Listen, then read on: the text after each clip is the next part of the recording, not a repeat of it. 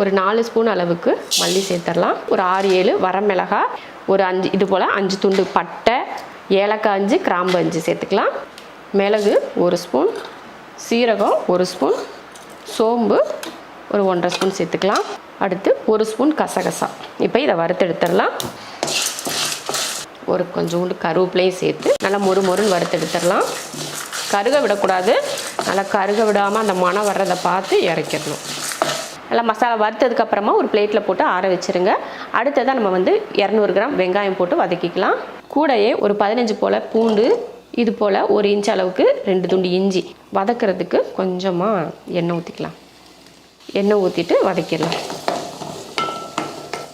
அவ்வளோதான். வதங்கினதுக்கப்புறமா சின்ன தக்காளியாக 2 தக்காளி, பெருசாக இருந்தால் 1 மட்டும் சேர்த்துக்கிட்டால் போதும்.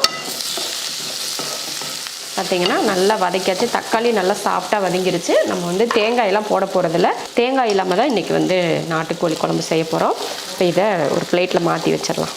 அப்போ தான் சீக்கிரமாக ஆறும். மசாலா பார்த்திங்கன்னா வறுத்தாச்சு. இந்த மசாலாவில் நம்ம இந்த மாதிரி 1 கரண்டி அளவுக்கு தனியாக மசாலா எடுத்து வச்சிடலாம். ஒரு பக்கம் கடாய் வச்சுட்டு இது போல் நல்லெண்ணெய் ஊற்றிக்கலாம். எண்ணெய் காஞ்சதுமே ஒரு பெரிய வெங்காயமும் அப்புறமா கொஞ்சம் கருவேப்பிலையும் சேர்த்துடலாம். வெங்காயம் ஓரளவுக்கு அந்த பச்சை வாடை போகிற வரைக்கும் வதக்கிட்டு நம்ம எடுத்து வச்சுருந்தோம் இல்லையா மசாலா, அதையும் சேர்த்துடலாம். நல்லா இப்படி கொதிச்சு வெந்துட்டுருக்கு. அதில் நமக்கு எவ்வளோ கறி தேவை அப்படின்னு பார்த்து நம்ம இதில் எடுத்து போட்டு வதக்கிக்கலாம். குழம்பு வடிச்சிடணும்.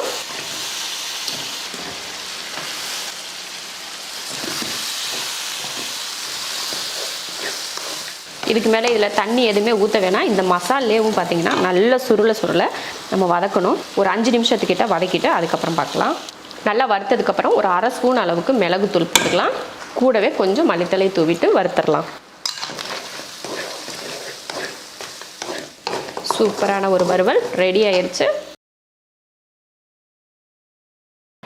300 கிராம் அளவுக்கு போன்லெஸ் சிக்கன் எடுத்திருக்கேன். கொஞ்சம் சின்ன பீஸாக இது போல் கட் பண்ணி எடுத்திருக்கேன். இதில் மசாலா சேர்த்துக்கலாம்.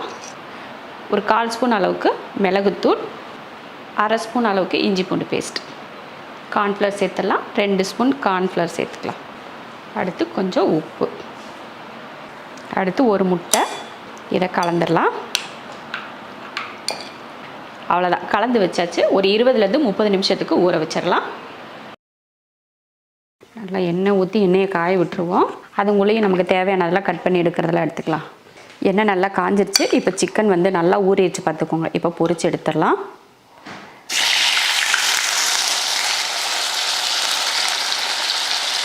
அவ்வளோதாங்க. நல்லா ஒரு கொஞ்சம் நேரம் விட்டு ஒரு 10 செகண்ட் விட்டு இந்த மாதிரி கலந்து நல்லா வேக வச்சு எடுத்துக்கணும். ரொம்ப மொறுமொறுன்னெலாம் பொரிக்க வேணாம். ஓரளவுக்கு சிக்கன் வெந்திருந்தால் போதும். சாஃப்டாக இருந்தாலும் ஓகே தான். அவ்வளோ சிக்கன் வெந்துருச்சு. இப்போ எடுத்துடலாம். சிக்கன் பொரித்து தனியாக எடுத்து வச்சாச்சு. இப்போ கடாய் வச்சு சிக்கன் பொரிச்ச எண்ணெய் இந்த மாதிரி கொஞ்சமாக ஊற்றிக்கலாம். ஒரு 2-3 ஸ்பூன் அளவுக்கு. எண்ணெய் காஞ்சதுமே ஒரு 4-5 பூண்டு பல் சேர்த்துடலாம். இந்த மாதிரி குட்டியாக வெட்டி சேர்த்துக்கோங்க. நல்லா பூண்டு வறுத்ததுக்கப்புறமா பச்சை மிளகாய், கொஞ்சம் கருவேப்பிலை சேர்த்துருவோம். அடுப்பை சிம்மில் வச்சிடணும். இதில் ஒரு 1/2 ஸ்பூன் மிளகாத்தூள் சேர்த்துருவோம். 1/2 ஸ்பூன் மல்லித்தூள், கூடவே ஒரு 2 ஸ்பூன் தயிர்.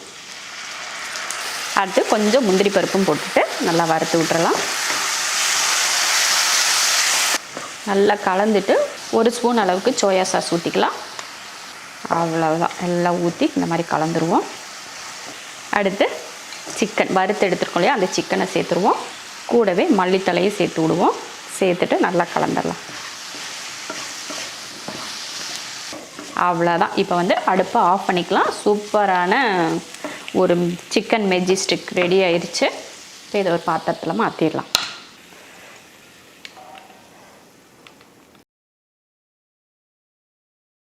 அரை கிலோ மட்டன் இந்த மாதிரி எலும்பு இல்லாமல் எடுத்து வச்சுருக்கேன். கொஞ்சம் மஞ்சள் தூள் சேர்த்துடலாம். கொஞ்சமாக தண்ணி,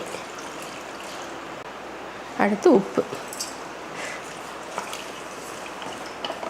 ஒரு 5 விசில் விட்டு ஆஃப் பண்ணிக்கலாம்.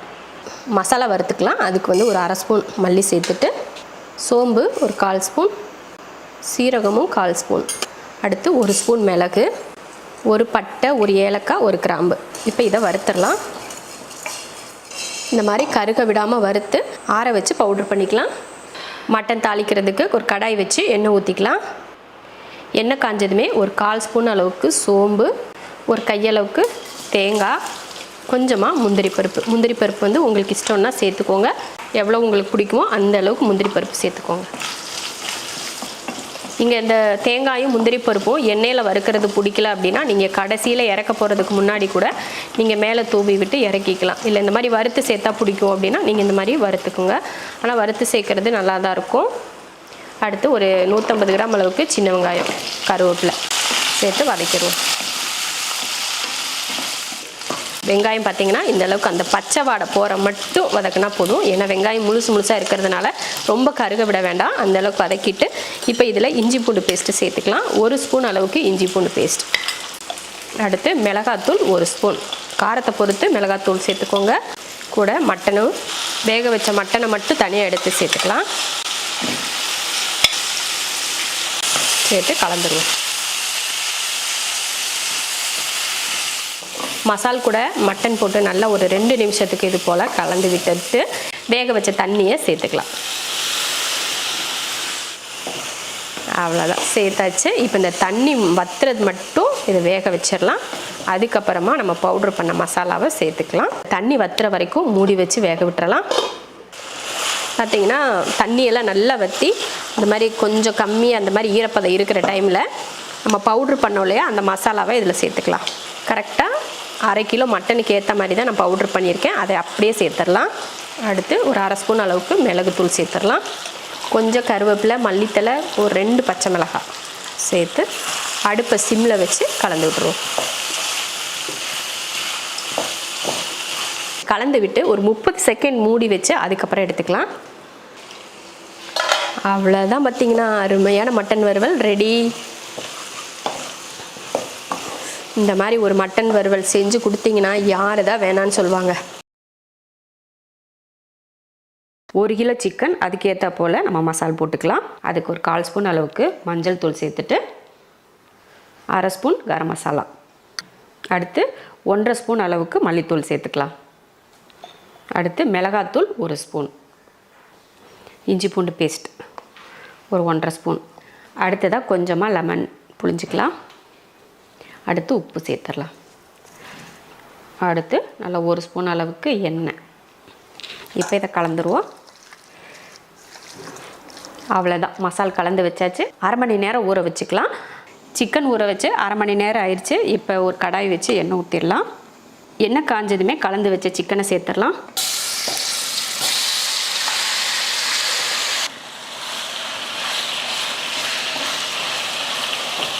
சிக்கனை நல்லா எண்ணெயில் வறுத்து எடுத்துக்கலாம். ஒரு 2 நிமிஷத்துக்கு ஒருக்க இது போல் நல்லா கலந்து விட்டோம்னா சிக்கன் மட்டும் நல்லா வெந்து அந்த எண்ணெய் மட்டும் தனியாக பிரிஞ்சு வரும் பாருங்க, அந்த மாதிரி வறுத்தெடுக்கணும். அதுங்க நல்லா வறுத்தாச்சு. எண்ணெயை வடிச்சிட்டு சிக்கனை மட்டும் தனியாக எடுத்துடலாம். நம்ம இதில் எதுவுமே சேர்க்கலை. நம்ம மசாலா கலந்து வச்சோம் இல்லையா, அதை மட்டும் போட்டு தான் நம்ம வறுத்து எடுத்துருக்கோம். சும்மா ஒரு கிட்டத்தட்ட ஒரு 10 நிமிஷத்துக்கிட்ட வறுத்தாலே போதும், ரொம்ப நேரம் கூட தேவையில்லை. இந்த மசால் கூடவே கொஞ்சமாக எண்ணெய் ஊற்றிக்கலாம். ஒரு 1/4 ஸ்பூன் அளவுக்கு சோம்பு சேர்த்துக்கலாம். கொஞ்சம் கருவேப்பிலை. அவ்வளோதான். இந்த மாதிரி பொரிஞ்சதுக்கப்புறமா 2 பெரிய வெங்காயம்,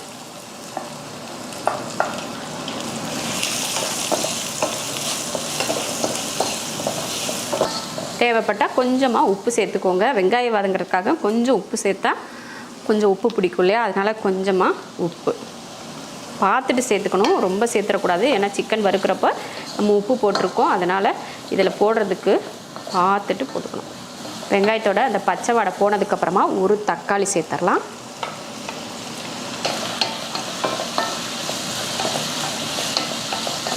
அவ்வளோதான், பாருங்கள் தக்காளி வந்து நல்லா வதங்கிருச்சு.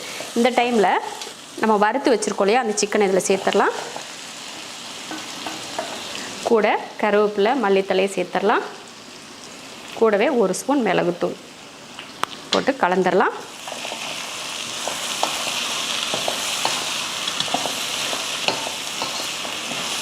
அவ்வளவுதான், சூப்பரான ஒரு சிக்கன் வறுவல் ரெடி ஆயிடுச்சு. இந்த மாதிரி ஒரு வறுவல் செஞ்சு கொடுத்தீங்கன்னா கண்டிப்பாக இந்த வறுவலுக்கு ஒரு அடிக்ட் ஆகுவாங்க. அந்த மாதிரியான டேஸ்ட்டில் இருக்கும்.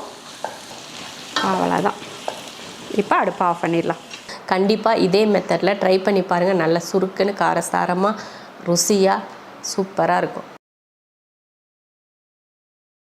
1/2 கிலோ பிரான் எடுத்திருக்கோம். பெரிய இறால் தான், நான் வந்து அதை 2ஆக வெட்டி எடுத்திருக்கேன் பாருங்கள்.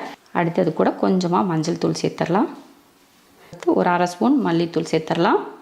1/4 ஸ்பூன் கரம் மசாலா, மிளகாத்தூள் 1/2 ஸ்பூன், இஞ்சி பூண்டு பேஸ்ட் 1/2 ஸ்பூன். இப்போ இதை கலந்து வச்சிடலாம். அவ்வளோதான், மசாலா வந்து தடவியாச்சு. 1/2 மணி நேரம் இது ஊறட்டும், அதுக்கப்புறம் எடுத்து பார்த்துக்கலாம். பிரான் ஊற வச்சு 1/2 மணி நேரம் ஆச்சு. இப்போ அதை வறுத்து எடுத்துடலாம் ஃபஸ்ட்டு. இப்போ இதை பொரிச்சு எடுத்துடலாம்.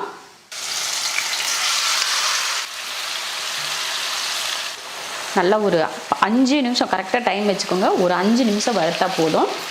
ஏன்னா ரொம்ப நேரம் வெந்துச்சுன்னா பிரான் வந்து ரப்பர் மாதிரி ஆயிரும். அதனால் ஒரு 5 நிமிஷத்துக்கு இது போல் வறுத்து எடுத்துடலாம்.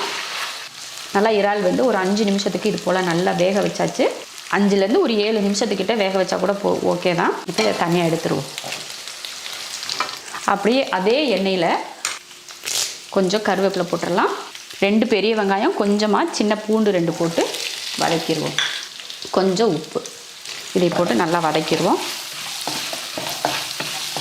கூடவே ஒரு 2 பச்சை மிளகாயை வெட்டி போடுவோம். நல்லா காரசாரமாக சுருக்குன்னு இருக்கும். வெங்காயம் வந்து நல்லா வதங்கட்டும், அதுக்கப்புறமா மற்றதெல்லாம் சேர்த்துக்கலாம். பாருங்கள், வெங்காயம் நல்லா ரொம்ப சாஃப்டாக அப்படியே நல்லா வதங்கிடுச்சு. இந்த டைமில் நம்ம வறுத்து வச்சுருக்க இறாலை சேர்த்துடலாம். கூடவே ஒரு 1/2 ஸ்பூன் மிளகுத்தூள், கூட கொஞ்சம் கருவேப்பிலை, நல்லா ஹை ஃப்ளேம் வச்சுட்டு நல்லா வறுத்து விட்டுறலாம். அவ்வளோதான், சூப்பராக நல்லா ஒரு நிமிஷத்துக்கு இந்த மாதிரி வெங்காயம், அந்த பச்சை மிளகாய், கருவேப்பிலை கூட போட்டு நல்லா வதக்கிடணும். ரொம்ப நேரம் வந்து பிரான் வேகக்கூடாது. நம்ம 5 நிமிஷம் வறுத்து எடுத்துருக்கோம். ஒரு 1லேருந்து ஒரு 2 நிமிஷம் இது போல் வெங்காயத்தை கூட சேர்த்து வதக்குறோம். அவ்வளோதான் டைமிங். பொதுவாகவே ஒரு 10 நிமிஷத்துக்கு மேலே அடுப்பில் வச்சுருக்க வேணாம். அவ்வளோதான். இப்போ வந்து அடுப்பை ஆஃப் பண்ணி விட்டுறலாம். அருமையான ஒரு பிரான் வறுவல், இறால் வறுவல் ரெடி. கொஞ்சமாக மல்லித்தலை, நிறைய மல்லித்தலை வேண்டாம், அப்போ இந்த டேஸ்ட்டையே மாற்றி விட்டுரும். அதனால் கொஞ்சமாக சேர்த்து அப்படியே கலந்து விட்டு அப்படியே ஒரு பிளேட்டில் மாற்றி பரிமாறி கொடுத்தீங்கன்னா அவ்வளோ அருமையாக, இது ஒருத்தருக்கே பத்தாது, அந்த அளவுக்கு சாப்பிடுவாங்க. இப்போ அடுப்பை ஆஃப் பண்ணி இறக்கிடலாம். சூப்பராக இருக்குது பாருங்கள், பார்க்குறதுக்கு வேறு லெவல் டேஸ்ட். பெரிய பெரிய இறாலாக இருந்துச்சு. நான் அது வந்து சின்ன சின்னதாக 2 வெட்டி எடுத்துட்டேன். நம்ம அப்படியே போட்டு செய்கிறத விட இது போல் 2 வெட்டி நமக்கு ஏற்றா போல் சின்ன சின்னதாக செஞ்சோம்னா ரொம்ப அழகாக இருக்கும். இங்கே பாருங்கள், இந்த மாதிரி இறால் செஞ்சால் ஒருத்தரே பத்தலைன்னு சொல்லுவாங்க, ஒருத்தருக்கே பத்தாது அப்படின்னு.